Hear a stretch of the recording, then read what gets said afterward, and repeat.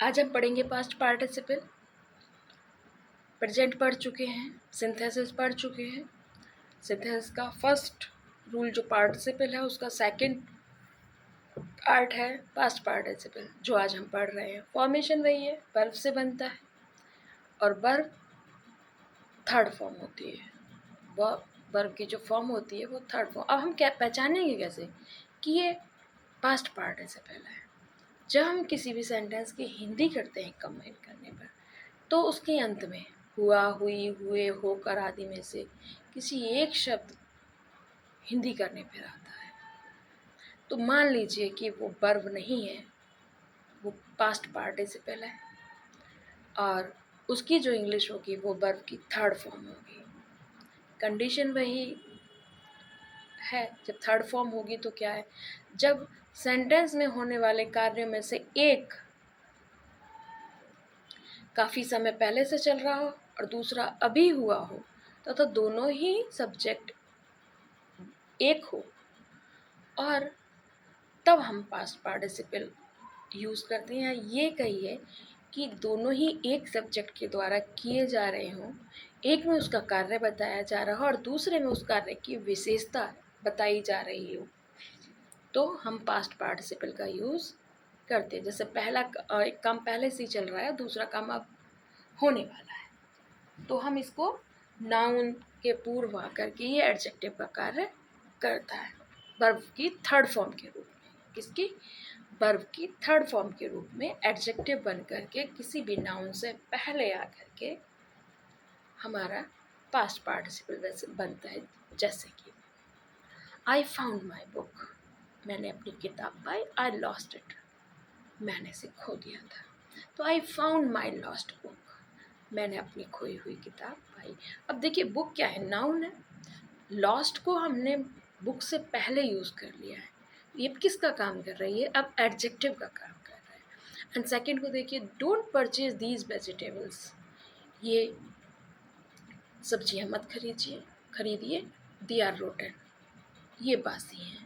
तो don't purchase these rotten vegetables. अब देखिए, रोटन यहाँ पे वर्ब है, लेकिन अभी जब हम इसका एग्जाम्पल कर रहे हैं, सॉल्यूशन कर रहे हैं, तो वेजिटेबल से पहले आकर ये एडजेक्टिव का काम कर रहा है। किसका काम कर रहा है? एडजेक्टिव का।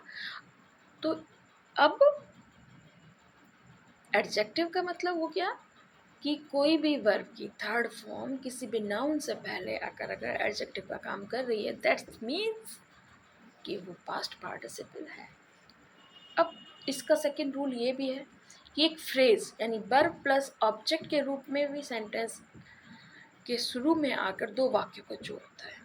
He was fade up with the game, he refused, वो गेम से ऊब गया और उसने खेलने से मना कर दिया। तो fed up with the game, he refused to play.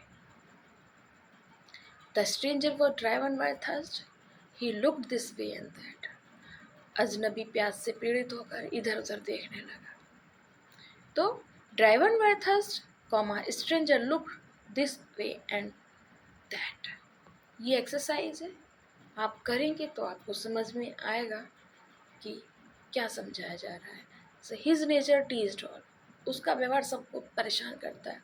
It was rude, वो रूड है। तो his rude nature teased all, don't wear this shirt, इस शर्ट को मत पहनो। इट इज टॉर्न, ये फटी हुई है। समझ में आ गया होगा आपको। टॉर्न किसकी एडजेक्टिव है? टॉर्न किसके बारे में बता रहा है? शर्ट के बारे में। तो हम उसको पहले ले आएंगे, don't wear this torn shirt, इस फटी हुई शर्ट को मत पहनिए। एंड थर्ड का देखिए एक्सरसाइज में, देयर नहीं होना चाहिए, these animals are very sad, ये जानवर बहुत दुखी है। दे आर केस्ड, कि वो केज में है, पिंजरे में है। तो दीज एनिमल्स की विशेषता बता रहा है, केज्ड में है। तो these caged animals are very sad.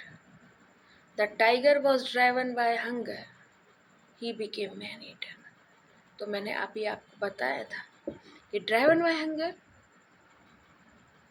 अब चूंकि टाइगर तो नाउन है और ही प्रोनाउन है, तो प्रोनाउन को हम रिमूव कर देते हैं और जो नाउन है उसको यूज़ कर लेते हैं।